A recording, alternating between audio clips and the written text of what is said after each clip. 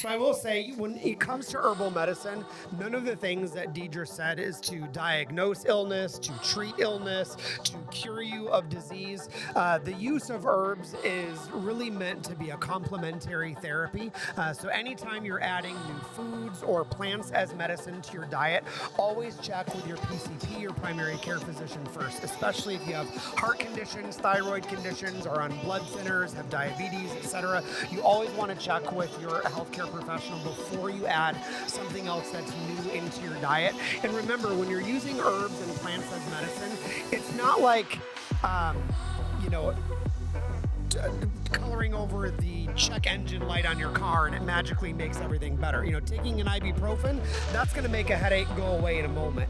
Herbs and plants as medicine are giving your body the building blocks that it needs to be able to heal. And when you're building something, it does take time. So sometimes with plants and herbs, it takes a few days, a few weeks, or a month of being able to use it so your body has enough of those resources to be able to build.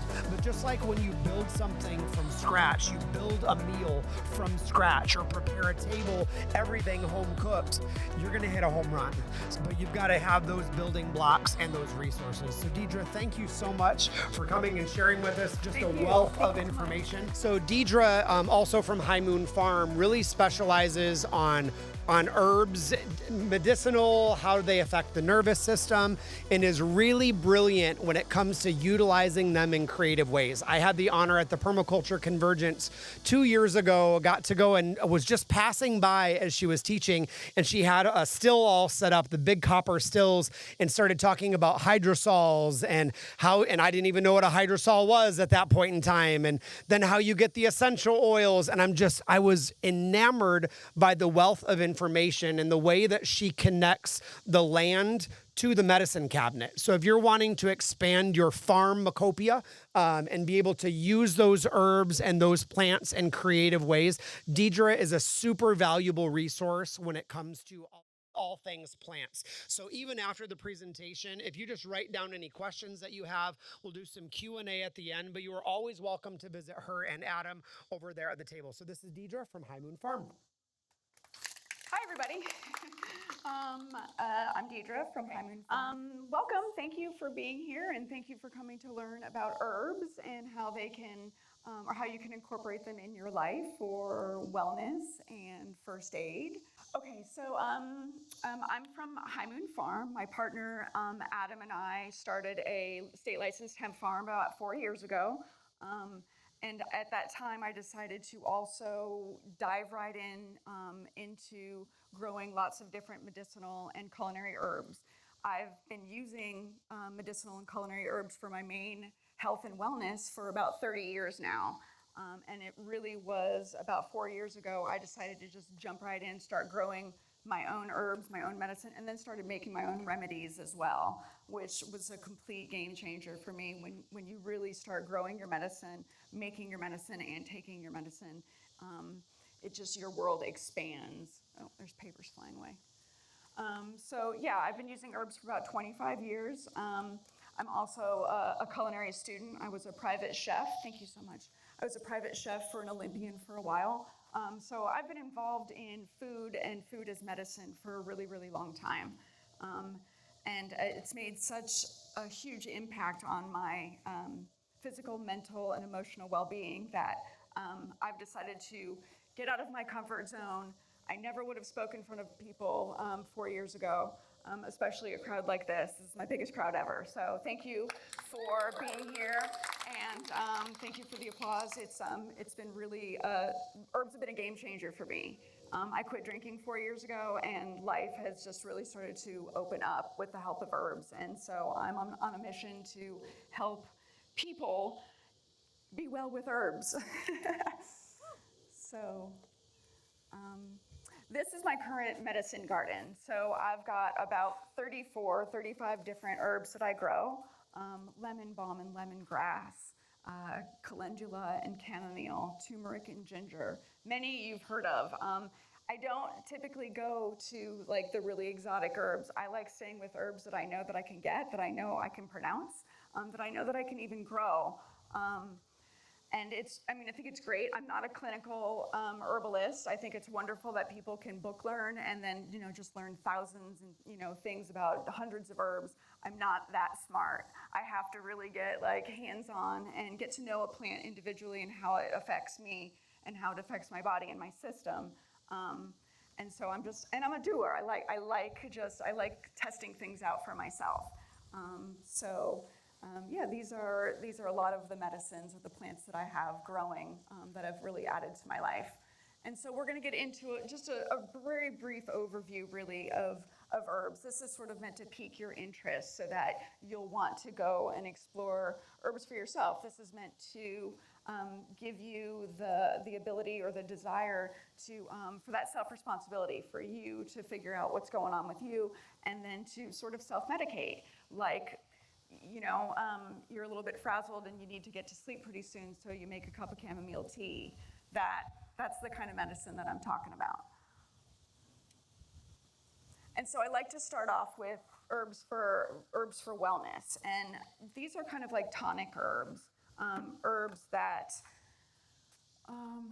you can take on a daily basis. And it helps build your physical, mental, and emotional stamina, almost giving you like this herbal, energetic coat of armor to start your day. And so there's three main grouping of herbs that I really like to start with and that I like to add to my life that have really, really helped me. And one of those is adaptogens. So these are a category of herbs that are known to help the body with stress. They support overall bodily functions. They help to restore balance. They can help to bring balance to your hormonal systems. They regulate the body's response to stress by supporting the adrenal glands and your hormones. And so adaptogens, really, my favorite one is Tulsi.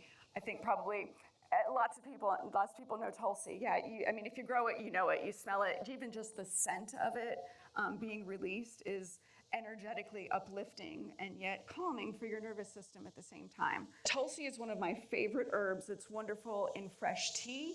It's wonderful to, grab a handful, chop it up, put it in a mason jar, put some water over it, make some sun tea with it. And I love adding some hibiscus to it as well. It's really, really great. Tulsi also is great in a hydrosol. So like Chris was saying, I distill the plants that I grow. So the distillation process is the essential oil process. It's how they extract essential oils from plants.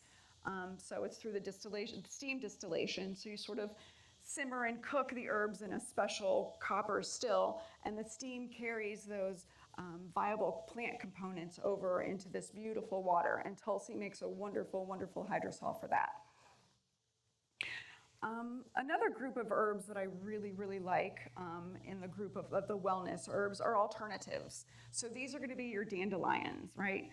These are herbs that help with blood purifying or blood cleansers. So they work with your liver and gallbladder, and it helps to remove congestion, helps to remove stagnation. And these are your dandelions, your nettles, your burdock root, yellow clover, yellow dock, or red clover, yellow dock. They really help to assist the digestive, eliminatory, and circulatory functions of your body, and they're generally really high in nutritional value. So they're really good at nourishing and feeding your body, and they give it your body an overall health and vitality boost. So alternatives are great to have. Like one of the alternatives that I use is digestive bitters. So it's dandelion root, a little bit of orange peel, and I like to add a little bit of burdock root to mine. And so I make a tincture or an extract out of that, and then I have that 15 minutes before I eat. So that way every day I get a little bit of my alternative herbs in my body to help detox and keep my systems healthy. And then that third group of nervines, or the third group of herbs that I really like for mental and emotional health and well-being are nervines. I don't think anything has helped me more than nervines have. Chamomile, skullcap especially, skullcap with I'm losing my train of thought, I'm sorry. skullcap helped me with anxiety, probably more so than anything else. So, milky oat top, same thing. It's kind of like nourishing your system. Blue vervain is another, it's a bitter herb, but it's also another herbine that can help with circular thinking. Passion flower.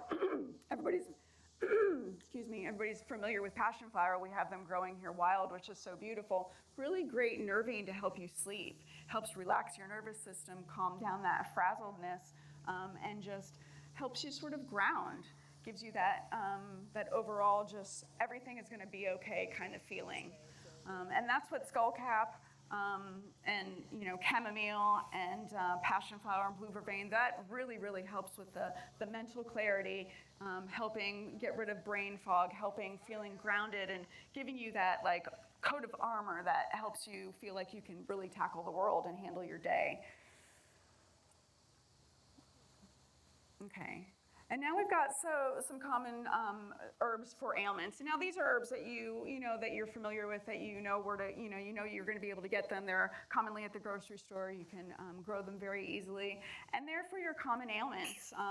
Minor cuts and scrapes, small wounds, burns, insect bites, muscle aches and pains and sprains, inflammation, digestive issues.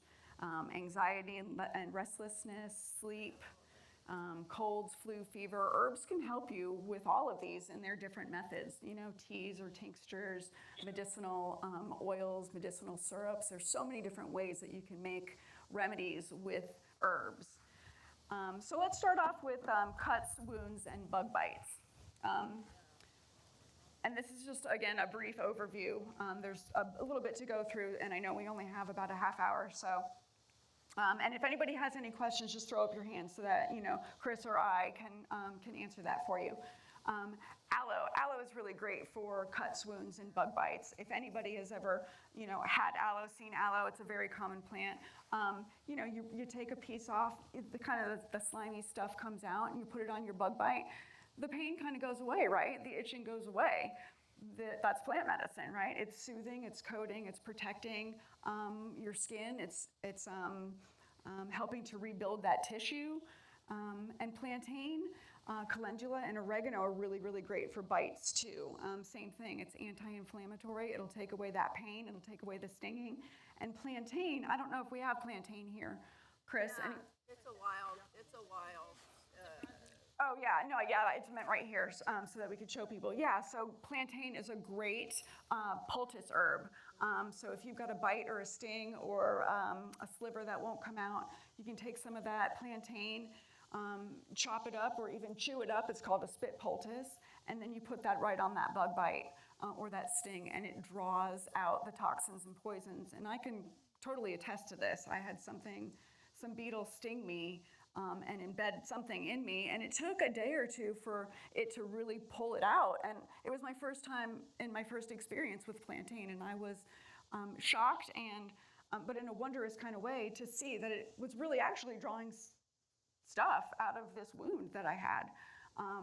And so I like to add in calendula for its anti-inflammatory purposes. I like to add in oregano because it's antibacterial, antiseptic, antifungal. Yeah, okay, oregano right behind you, yeah. It's a fabulous herb. I highly recommend it. I love distilling oregano. It's a wonderful wound cleanser, wonderful aftershave. Men, women, it protects your skin.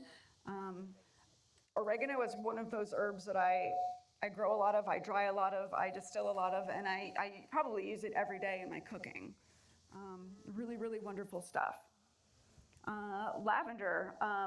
Lavender is antibacterial, antiseptic, and it's really great at disinfecting wounds. So if you have a hydrosol, you can clean that wound with that. You can even use lavender tincture if you have nothing else to clean out a wound. Works really well. Yarrow is another really good one for wounds. Yarrow, I'm not even sure exactly how to say it. We have some right over here. That's really good at staunching blood flow. So if you have a wound that is bleeding profusely, put some of that yarrow on there, and that can help stop the bleeding. So can goldenrod. the fibers of the dried goldenrod flowers act like a styptic, kind of act like a butterfly bandage to cover your wound and stop the bleeding and keep it closed. So burns. Aloe is good for burns, and you'll see a lot of crossover with these herbs too. So they're good for many things. Not just, they're not just limited to one ailment or one thing you might have going on. Aloe is a wonderful plant to have around. It's great for sunburns. Hey, we're in Florida, right? I mean, great. It's just a face mask if you want to just, feel good. Like just rub that sliminess all over your face and you're like, oh, wow. To protect from infection and help rebuild damaged tissue, for burns, use a salve made of hemp and comfrey, lavender, calendula, chamomile, any of those. Herbs are really, really great in a salve to help protect your skin. The one thing I would say about comfrey, it's an amazing healer. So you want to make sure that your wound is not going to be closed up, because the comfrey will heal your wound, close it while there's still infection. So you want to make sure the infection is clear before you use comfrey on your wounds, because it can close it up and contain that infection on the inside. And for really, really bad burns, it's not an herb, but it's something that I discovered about 20 years ago that I always keep on hand is colloidal silver. They use it in burn units around the country. Made the mistake of grabbing, a hot pan from the oven without a glove on. I wasn't even thinking, or a oven mitt. Major burn right across my hand, but I had some colloidal silver. Immediately, within 30 seconds, I grabbed it, doused a rag, wrapped my hand in it, and then left it on overnight. Nothing happened. There was nothing on my hand the next morning. There was no welts. There was no blisters, no nothing. A little bit of redness, but the skin was completely intact. So after that, like colloidal silver, the way to go for burns. Keep it on hand. It's amazing stuff. Top quality colloidal silver too. I want to mention there's a lot of lower quality things out there that aren't really great. So definitely, if you're going to get some, do some research on the top quality ones. Herbs for respiratory. Mullein is a really, really great herb. It's gentle, it's effective, and it can ease respiratory complaints, help expel mucus and congestion and phlegm, and it can soothe dry, harsh, hacking coughs. And even for like sinus congestion, I tend to have some sinus issues, not so much lung congestion. So I'll sort of take a sachet of mullein and just sort of huff it in my nose, and then that will actually break up the congestion and help me expel the mucus. So that's a really, really good way to use mullein. It's a really wonderful plant. I don't know that we have any here right now. Do you see any? You do, okay. Yeah, I do, and they're really pretty to grow. I'm growing them now too. They grow this really beautiful sort of rosette. Their leaves are furry and soft. It's a really nice plant, and it's my first year, so I haven't seen the stalk yet, but looking forward to that. When you're thinking about respiratory herbs, think about the kind of respiratory things you have going on. So if you have a dry, unproductive cough, it's usually associated with a sore throat or accompanied by a sore throat, you can use some licorice root or some slippery elm bark, or even a thyme tea, and that can really help to coat and soothe your throat, coat and soothe your esophagus, and ease the whole respiratory area, and be able to help break that stuff up and expel it. And elecampane, I came across this a few years ago when I had a sticky gunk in my lungs that wouldn't come out. So mullein wasn't working.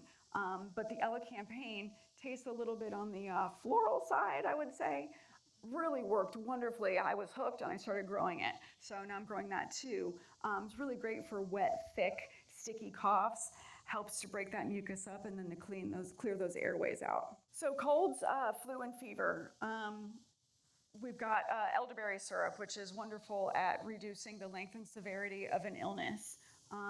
Elderberries, which grow here, really, really wonderful to have. And I think all of the aerial parts, right, can be used. The elderflower can be used as a tea to help dissipate a fever.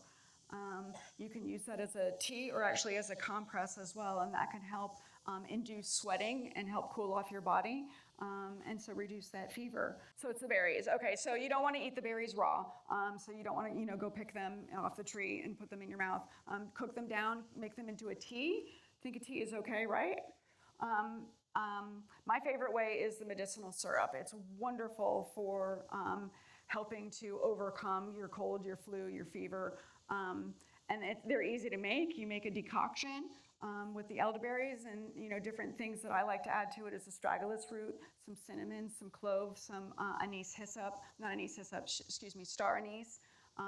And then I let that sort of decoct for 6 or 8 hours.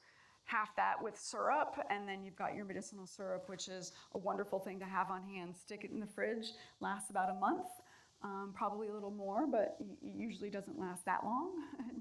It's very, very tasty. And elderberries are a really good blood builder. So if you're anemic, I'm anemic, really great at helping to build your blood. Which that I just found out about 6 months ago. And in my medicinal syrup, I like elderberry, astragalus, star anise, a little bit of clove. That's okay. And I put a cinnamon stick in there too. And I think the same goes for echinacea, which is the next one for colds, flu, and fever. Echinacea is great to help you stimulate your immune system. But again, if you already have autoimmune, you don't necessarily want to stimulate your overstimulated immune system. So that's another good thing to keep in mind. And it really is imperative to research the herbs before you take them. We all have different things going on in our bodies at different stages. Some herbs you don't want to take when you're pregnant or breastfeeding. Some herbs you don't want to take when you're on certain medications. Some herbs aren't going to agree with you. So you really have to do your research. Most of the common stuff that we know of, your ginger, your turmeric, that's pretty safe. They're culinary herbs mainly. But it's always a good idea, especially if you've got some ailments going on, to talk to your healthcare professional before starting any new regime of any kind. But yeah. All right. Inflammation. Calendula is it's one of my favorite all-time herbs. It's a powerhouse herb. Really soothes inflammation, internal and external. Internally, it can help with inflammation from ulcers, from colitis, from IBD, and it helps to remove stagnation by increasing blood flow and oxygenation to the area. If you have skin issues, eczema or psoriasis, or bites or itchy skin, or you've come in contact with some sort of skin dermatitis, calendula is wonderful for it. I pick calendula fresh, dry the flower buds, pop them in a mason jar, and when I fill up the mason jar, I fill it up with olive oil and let it steep for about 6 or 8 weeks, and then I strain it, and then I use that as an oil, or I'll make balms and salves. Really wonderful. It's wonderful mixed in with some other herbs that are great for external use in your skin. But the calendula itself is just a powerhouse herb. Really filled with resins that are just really wonderful and anti-inflammatory. And that one has a hydrosol as well? I do. Yeah. Mm-hmm. Yeah. I probably have around 20 different hydrosols currently, and that I rotate through. Some plants distill really well and have really high oil concentration. Other plants don't really distill very well. I do like even though calendula is very resinous and generally is not very water soluble. However, the distillation process of the simmering of the plants really does carry over its water soluble properties, beneficial plant components. And some beneficial acids that are really wonderful for healing skin, healing acne, healing lots of different things, any kind of dermatitis that you have going on. Calendula is just a powerhouse herb. Internally, ashwagandha I like too. It really can help improve your joint function and reduce pain from arthritis and balance hormones if you're menopausal. So ashwagandha is another one to look into. It's really good herb, and it's one of those adaptogens. So it really helps to just give your body that grounded, coat of energetic armor, which I love that feeling. And dandelions actually can help with inflammation too. And the way the dandelions can help is really to detoxify your inside. So it's healing from the inside out. It contains antioxidants and phytonutrients and essential fatty acids that help to reduce inflammation internally and detoxify your body. And then dandelion also contains inulin, which feeds your gut bacteria. Burdock root also contains a high amount of inulin and can feed your gut bacteria. It comes from your gut. If your gut's not healthy, you tend not to be healthy. But you got to, when you are starting a regime or wanting to increase better health, focus on your gut. Add some good things into there, and that'll help boost from the inside out. Rashes, plants for rashes. I like borage. Borage, it's a pretty plant to grow. Mine's actually dying away now because it's getting a little too hot. But it's really good to use the leaves, crush those up, and you can use them as a fresh poultice and a wash for dry, itchy rashes. Calendula, again, it's that powerhouse herb, can really soothe itchiness, reduce that inflammation, and then just speed overall tissue healing. Dried plantain, blackberry, and raspberry leaves as well contain tannins, which help to dry out a wet rash.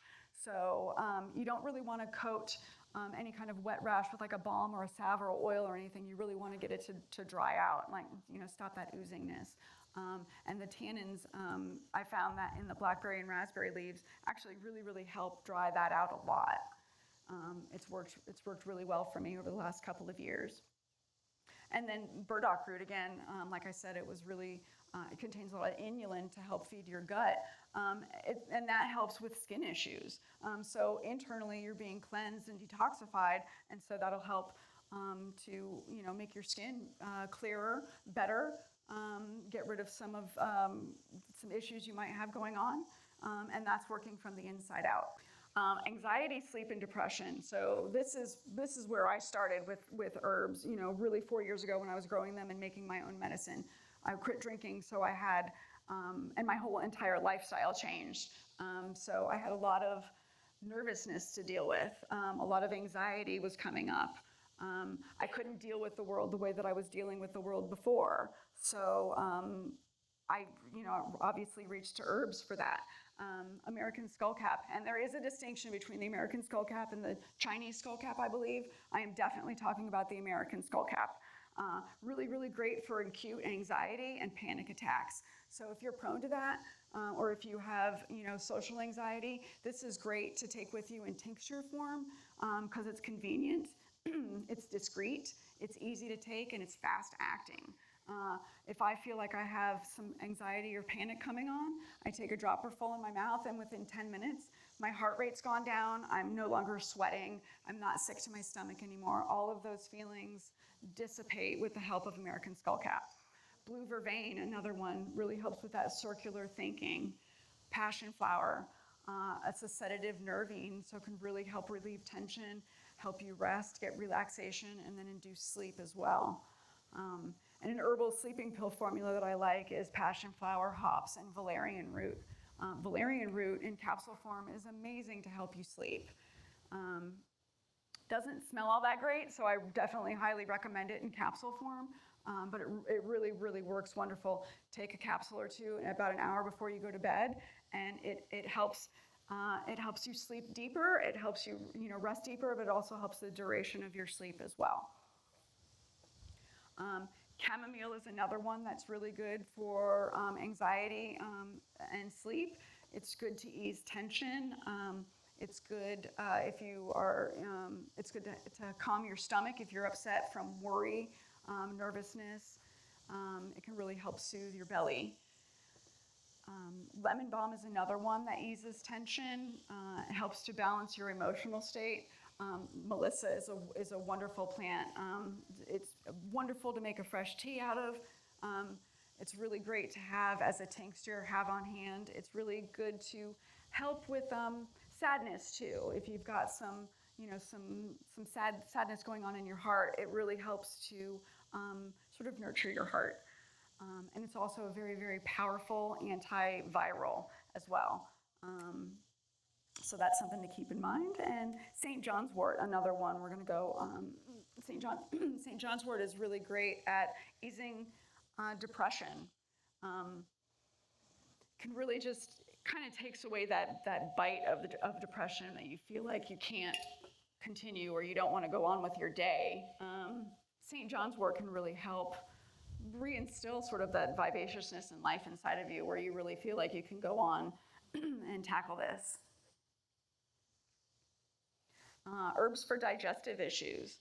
Ginger is really great at moving stagnation and relieving nausea. Ginger can be taken if you're pregnant, if you have some morning sickness. It's really good to relieve that.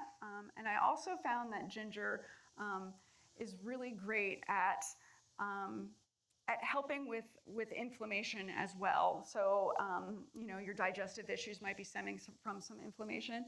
I feel like ginger can really help move that inflammation along, help move that stagnation. Another set of herbs, they're sort of mucilaginous herbs, slippery elm bark, marshmallow root, and licorice root. They're cooling and soothing and coating and sort of, that mucilaginous sort of, what's the word that I'm looking for? Slippery. Slippery is a great word. It's like they're the slippery herbs. So it really coats and soothes and protects your tissue lining. Slippery elm bark, one of the first ailments that I healed myself of with herbs was an ulcer. And so I used slippery elm bark and aloe vera juice to help. The aloe vera juice helps to kill the bacteria that causes the ulcer in your stomach. And then the slippery elm bark comes in and coats and soothes and protects and helps your stomach lining rebuild. So slippery elm bark is one of my favorite herbs to have. Same with marshmallow. Marshmallow is really good for digestive issues, but it's also the best way to make your marshmallow to use it for remedy is a cold infusion. So put your marshmallow root in a glass jar, fill it up with water, and stick it in the refrigerator for 12 to 24 hours. And that's the best way to extract the goodness from the marshmallow root and to use it for your digestive issues. And then, and sip on that through the day, and you can really feel it working, coating your stomach, easing that pain that you might have or whatever, and then moving that along. Chamomile tea, again, is really, really great to help with painful cramping. I love it in tea and tincture. I always have on hand because it's really, really convenient to take. And I don't always want to drink hot tea or have that on hand or can drink a hot tea. So that's what makes tinctures really, really good to have on hand. It's easy, fast acting, discreet, and you can take it wherever. Peppermint after dinner can help with gas and bloating. Calendula can help with intestinal inflammation and pain. So you can see the overlap of the herbs. I mean, there's 70,000 herbs in the world with viable medicinal properties to it. All you really need are maybe 10, right? And introduce those into your life. A few other here and there if you have some specialized things you've got going on. That's what they said about chickens too, is all you need. Well, I said all I need is 10, but now I'm growing like 35, so so herbs for muscle aches and pain. You can make creams, ointments, balms, and salves with comfrey root to heal sprains and fractures. Comfrey has been known to heal broken bones. Really, really powerful herb. Topically, arnica can be used to heal muscle aches and cramping.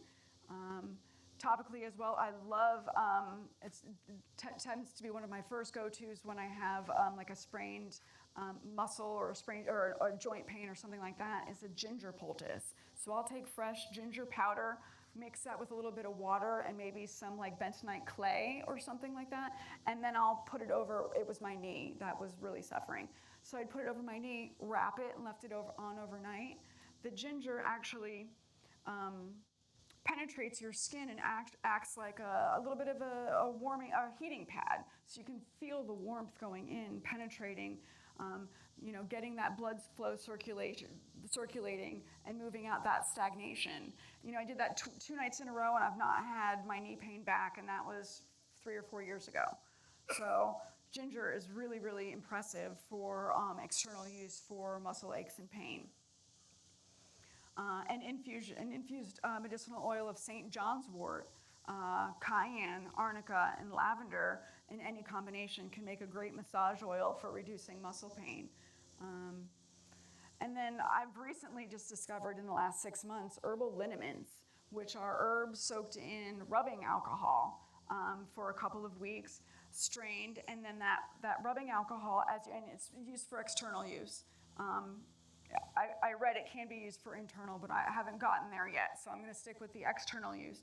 The alcohol really helps to sort of force those herbs in that liniment into your, deep penetrating into your muscles, as the alcohol itself will just sort of evaporate and dissipate. I got this from my acupuncturist about 6 months ago and was completely blown away. I had a knot in my back that I have not been able to work out, and I've used this liniment that she gave me about a dozen times, and it's worked itself out. I've had that thing for years. So really impressed with liniments. If you're not familiar with it, but you're familiar with herbs, do a little bit of studying on the liniments. They're really impressive, and you can make ones to cool. And you can make ones to penetrate deeply. You can use cayenne, black pepper, things like that. That would really help to get stagnation moving forward and the blood flowing to the area. And then we'll quickly go over some ways to use herbal preparations. I see some of my pictures are not coming out. So how to use herbs. Tea or infusion, that's the best way. I know a lot of people, we might not even think about herbal tea as a remedy. I didn't for a long time, but it really is. If you reach for a cup of chamomile tea or a cup of peppermint tea to help with something you've got going on, to help with stomach upset or some sort of inflammation, to help you sleep, to help you combat anxiety and stress. Teas are wonderful. A decoction is basically a strong tea. So you'd want to make a decoction when you're making a medicinal syrup. So it's anything basically simmered or cooked herbs over, usually over 10 minutes. And we're talking about hard things like roots and bark, berries like the elderberry. So those things typically want to be decocted to really extract all their beneficial medicinal properties. Tinctures are another way that I highly recommend. I'm going to take a sip of water real quick.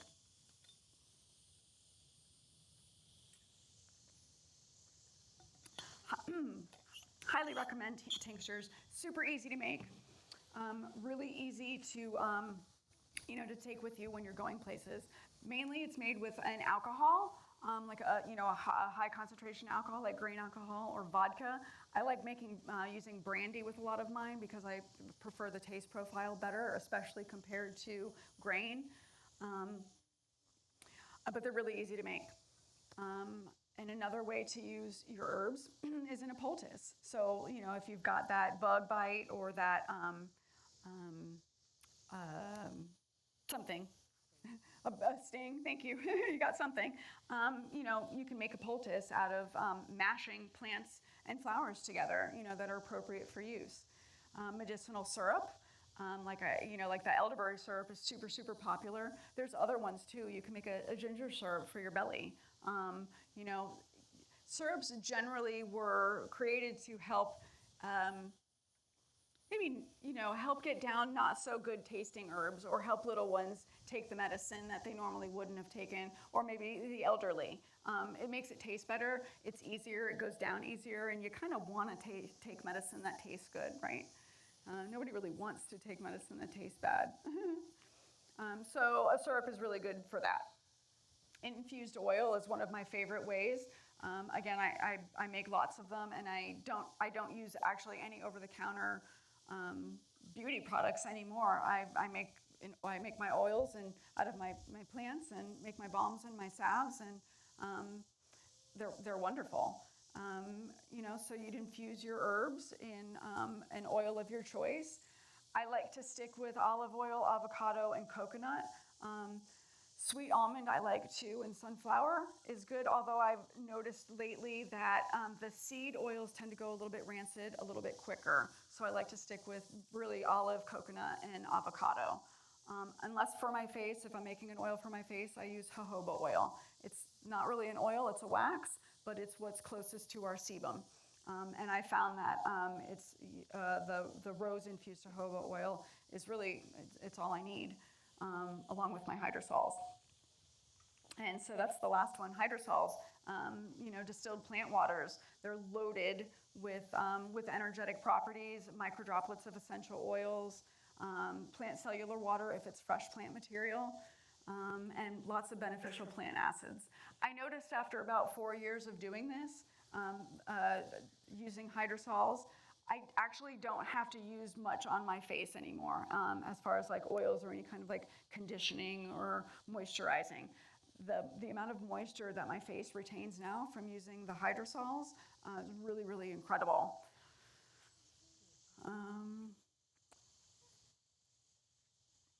Okay. And then so now there's methods in here for, a little bit of overview about infusions, decoctions, how to make them. And all of this will be available to you as well. You'll be able to see this presentation if you want to again, and have it for future viewing. And for teas, you want to use the aerial parts, the leaves and the flowers, steeping them between 3 and 10 minutes, 3 and 5 minutes, really depending on how strong you want it and what kind of flavor profile you're going for with your teas. If you're making a decoction, say like I make a tea with, it's a turmeric ginger chai. So there's roots, bark, there's hard, there's sort of hard herbs in there. So I decoct that. I will simmer these herbs for 20 minutes because they're hard, right? So it's going to take a little bit of while to extract those medicinal components from those tougher herbs. Medicinal syrups, like the ever so popular elderberry syrup, it's a strong decoction. So you'll simmer those, elderberries and those other herbs or whatever you're making for your medicinal syrup.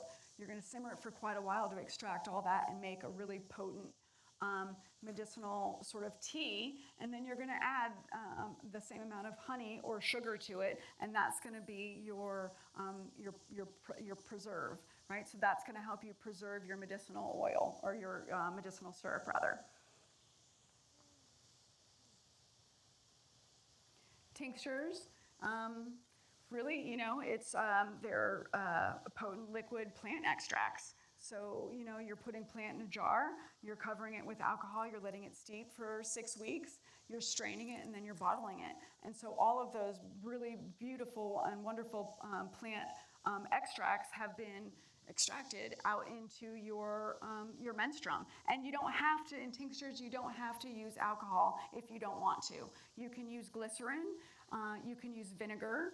The resulting tincture is not going to be as potent, but that's okay. Maybe you don't want, the alcohol in the tincture, or you're giving it to little ones, or you're giving it to, somebody who's frail and you don't want them and they don't want to have the alcohol. You're definitely, you're welcome to use apple cider vinegar, I would recommend, if you're going to use that, or glycerin. And glycerin is going to give that little bit of sweetness to it as well.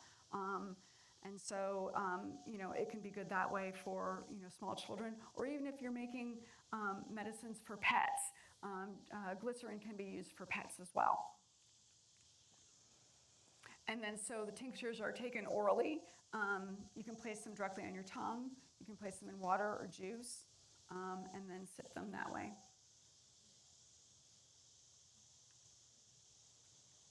and your poultice, like we talked about. So it's just a mash of herbs that you're putting on your bug bite, your wound, and that's going to help draw and draw out toxins and protect your skin, coat and soothe, and remove inflammation. And then the liniment, which I was just so excited about, same thing. It's just another wonderful way of using your herbs, especially if you're growing them. It's a really great way to be able to have different ways of preservation, for your harvest. There's lots of different things that you can do. And so, herbal liniments, I think I was saying, there's a cooling liniment that you can make as well with peppermint, or essential oils and menthol crystals. So if you've got, a hot spot, you rather than using a liniment that's going to, that's made with, black pepper or cayenne or, something like that, the cooling liniment is going to cool off that, that hot spot for you. So that is another way that you can make a liniment. And then the hydrosols. And I do, if you want to come with me at the end over there, and you're welcome to spray the different testers and the different scents that I have. They're different. The uses are for different things. They're great for your skin. They're great at protecting your body's largest organ, but they can also be used internally as well as externally. The parsley is really good for cleansing and detoxifying your bladder. What's another one that I like to take internally? Yarrow, taken internally, can reset your digestion. What's another one? Star anise, one that I like to add to my coffee. Really great as a lung cleanser. So if you've got some congestion in there, you can put a little bit of the star anise hydrosol, take that internally, and that can help to, promote, proper respiratory function. So, and I like hydrosols for another reason. They're distilling hydrosols is the essential oil distillation process, and generally, the people who are creating these will siphon off the essential oils because that's what they're really going for. They want the essential oils because that's a high dollar item. I actually do it for the waters. I leave the microdroplets of essential oils in there, and I like the waters. They're user-friendly. You don't have to dilute them. They're not as volatile as just a vial of essential oils. So they're very, very useful as therapeutic products.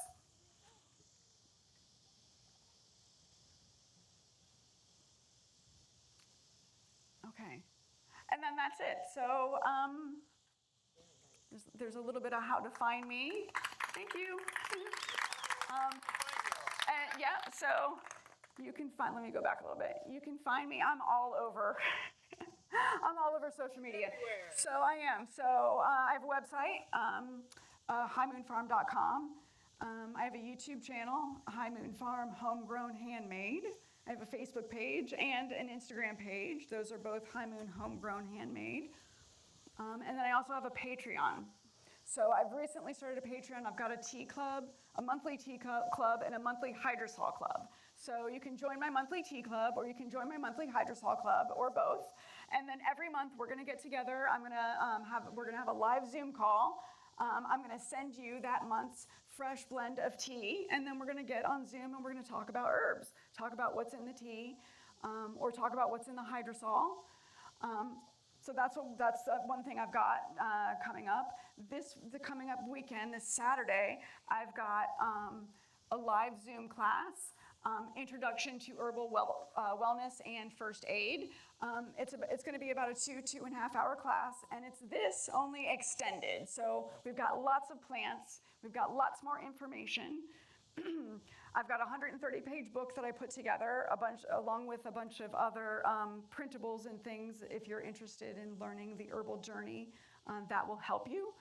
And then I also am developing, because herbs and mental well-being have had such an impact on my life, I am putting together a 10-day herbal nervous system reset challenge, which is going to eventually turn into a 10-week challenge, but I'm not quite there yet. So these are all like the new things that are coming up into my head and that I'm starting to train for. So there's lots of good things coming up, and keep in touch. I have a mailing list over there on my table if you would like to get onto that, and then keep up with what we've got going on. So thank you.